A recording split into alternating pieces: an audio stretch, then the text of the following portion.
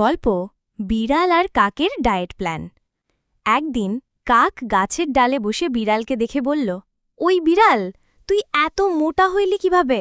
বিড়াল mu mu করে বলল, সকালবেলা এক গ্লাস দুধ, দুপুরে একটা ইঁদুর, রাতে তোরা যা ফেলিস তাই খাই। কাক হেসে বলল, ওরে ভাই, তোর তো রীতিমতো 5 স্টার ডায়েট। বিড়াল বলল, তুই কি করিস রে?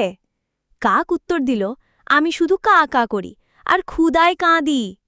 আজকের শিক্ষা, কেউ কাঁ কাঁ করে দিন কাটায়, আবার কেউ দুধ আর ইঁদুর খেয়ে ডায়েট ফলো করে।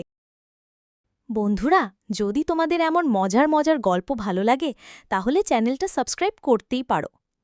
আর হ্যাঁ, ফেসবুকেও আমাদের একটা পেজ আছে। পেজের নাম ক্লিপ বাট শর্ট।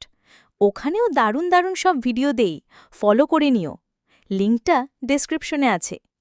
চলো তাহলে, আজকের মতো টাটা বাই বাই।